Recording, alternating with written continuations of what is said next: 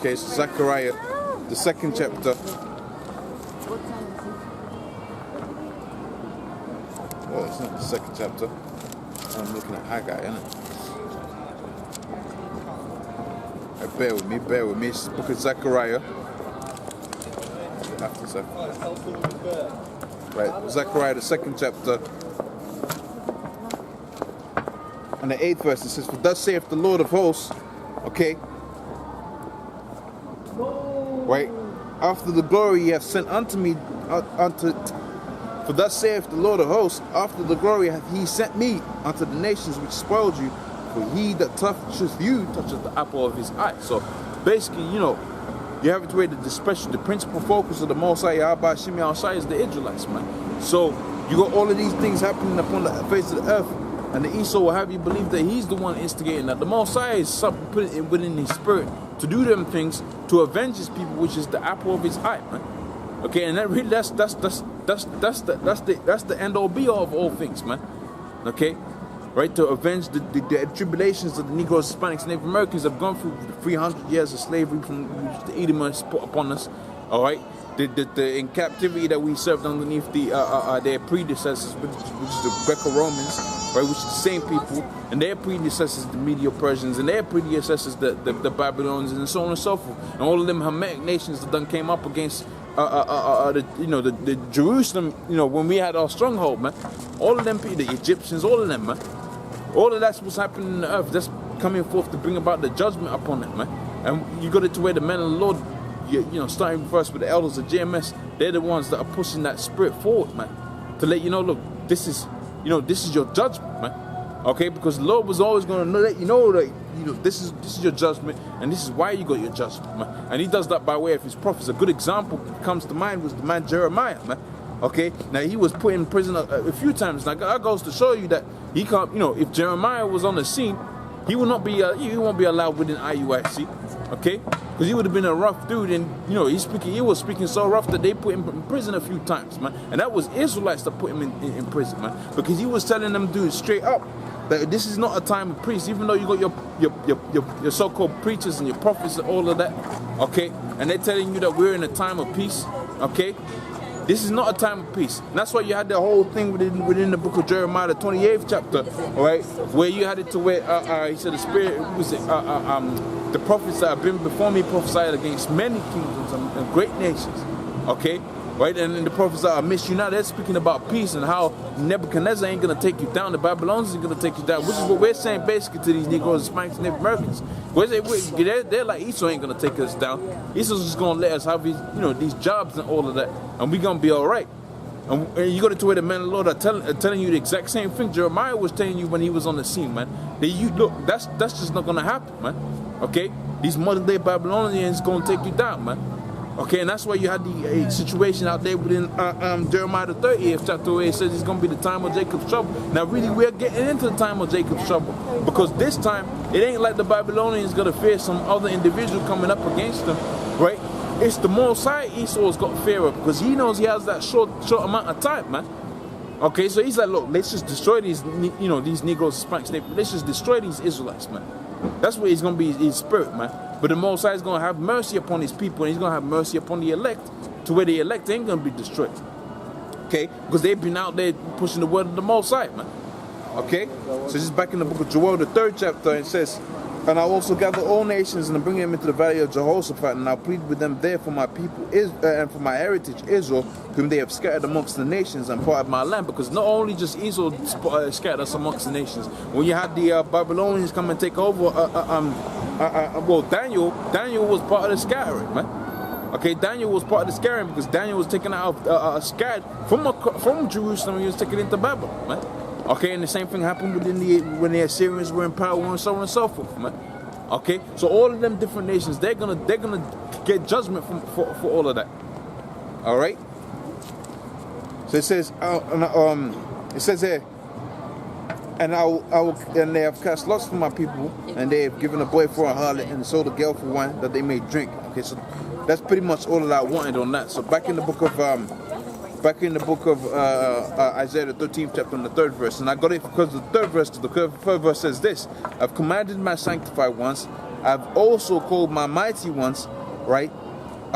Ones for mine anger, even them that rejoice in my highness, right? The noise of a multitude in the mountains, like as of a great people, and a tumultuous noise. So that's what that's what you're seeing within the Joel the 3rd chapter, where it's talking about all of them different nations being summoned onto the valley of Jehoshaphat. Well, you got the same thing within Revelations. It just calls it Armageddon, man. The mountain of troops, because it is gonna be the mountain of troops, man.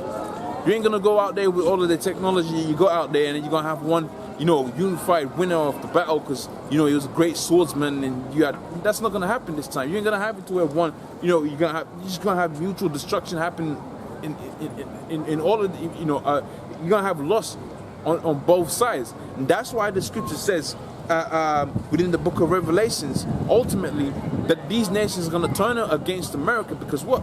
Because they're going to have it to where they go out there into that war, okay, right, in that Third World War. They're going to go out there and they're going to see loss on both sides, and they're going to see, look, we got to cut our losses, and they're going to turn against the whore. They're going to turn against America, okay, which makes sense, man, okay. So it says here within the book of Joel, Isaiah the 13th chapter and the 4th verse, says, the noise of a multitude in the mountains, like as a great noise, a tumultuous noise, up nations gathered together, the Lord of hosts muster up the whole for battle. Okay, that's talking about those ICBMs. They come from a far country, even the end of the earth, even the Lord, all right, and the weapons of his indignation to destroy the whole land. So the Most High even is going to be coming in, he's going to be getting booked. Okay, and them instruments of war that the Most High set up, they're going to be coming in, they're going to be getting booked. Okay, it says here, therefore shall all hands be faint, and every man's heart shall melt. Okay, so you got these dudes talking about walking around with all of that great pride, and that's why it says in Obadiah, great pride has deceived thee, that thou dwellest in the clefts of the rock. You got these people walking around with that elevated levels of pride. They ain't gonna be able to be walking proud in that day, man. All that they hold near and dear unto their hearts, that's gonna be brought down to the ground, man.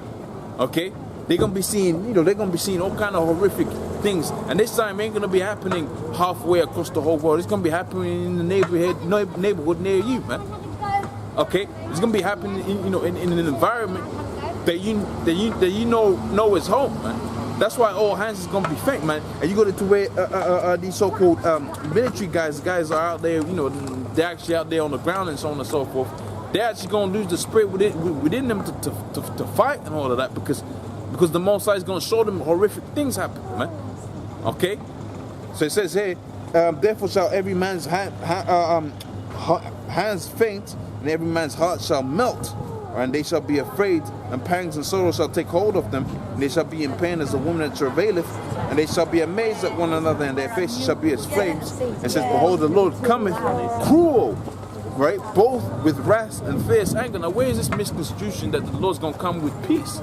Because the scripture just says here, behold, the Lord cometh, Yahweh Hashem Yahushua, the Lord cometh cruel, both with wrath and fierce anger. So he cometh cruel, both with wrath and fierce anger, to lay the land desolate.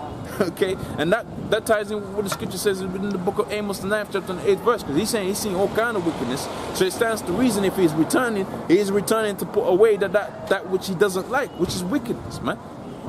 Okay, that goes hand in hand, man. That's coherent.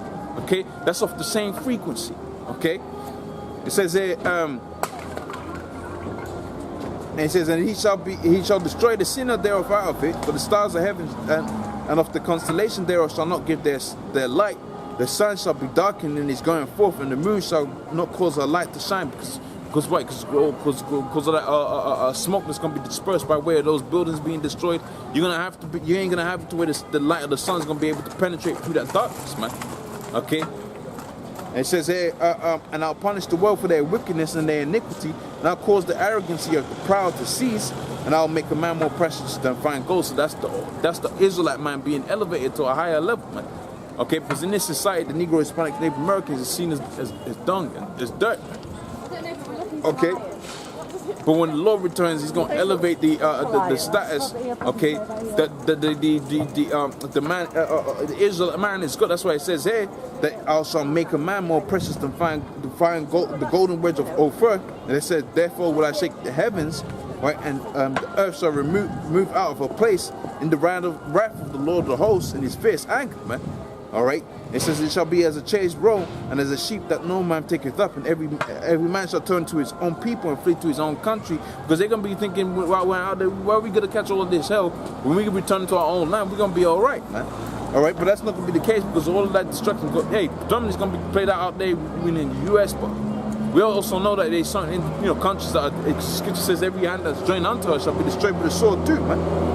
All right. And it says, and everyone that is found shall be thrust through, and everyone that taketh up, and everyone that is joined unto them shall fall by the sword. Okay, it says also their children shall be dashed to pieces, right, and before their eyes, and their houses shall be spoiled, and their wives ravished, man. And that's spoken about within the book of 2nd Ezra, the 15th chapter 2, man. Okay, so I got 2 minutes, or 12 minutes. Okay, that's spoken about within the book of 2nd Ezra, the 15th chapter 2, man. All right. So it says there, everyone that is found shall be thrust through, and everyone that is joined unto them shall fall by the sword, and their children shall be dashed to pieces before their eyes, and their house is spoiled, and their wives ravished. Behold, it says, behold, I will stir up the Medes, which is them Russians, man. I'll stir up the Russians against them, and they shall not regard silver, and as for their gold, they shall not delight in it. Their bows, which is some ICBM nuclear missiles, man, which is basically the essence of this whole story, man. This whole, camp session, man. All right. Their bows shall dash the young man to pieces, and they shall not pity upon the fruit of the womb. Their eyes also shall not spare children, man. It says, and Babylon, the glory of the Chaldees, shall be as when the Most High overthrew all Sodom and Gomorrah. Because what happened to Sodom and Gomorrah, man? The Most High basically destroyed all of that land and all of that, man. Okay, he wiped that whole place to where it was, non-existent anymore, man. You can't go out there and say this is the great building that was, in Sodom. That all got thrown down. The Most High saying that's the same thing that's gonna come upon, Babylon, man, the modern day Babylon, which we know to be America, man. Okay. Metal thing there, Dan. And it says, and it shall never be inhabited, neither shall it be dwelt in from generation to generation, neither shall these Arabian pitches tent there. All right, neither shall the shepherd make his fold there. So you put that into modern times, you ain't gonna have it to where great Russian businessmen or the great or whatever Russian business really is a bad example, but you ain't gonna have it to where the Moab businessman is gonna come out there from Mrs. Moabite and go come out there into the U.S. and he's gonna make his money there. That wasn't gonna happen anymore because what? Because the Most High was gonna completely and utterly destroy it, and it's showing you here it's gonna be left as a monument. Okay, as this is what happens when you go against the Lord's commandments of the Most High, man. Okay, but the wild beasts of the desert shall lie there, and the houses shall be full of doleful creatures, and their owls shall dwell there, and their satyrs shall dance there, and the wild beasts of the islands shall cry in the desolate houses, and the dragons in the pleasant palaces. All right, and her time is to come, and her days shall not be prolonged, man. So the time that the Most High is prescribed for these, Babylonians, the modern day Babylonians, they ain't gonna be increased, man. Okay, they're gonna extend their bounds, man. The time that they're gonna be, they're supposed to rule, man. It's pretty much with that. I'm gonna say, call hello, y'all about to see me outside. Double honesty, apostles GMS. Honesty brothers that be pushing this truth with sincerity. Shalom.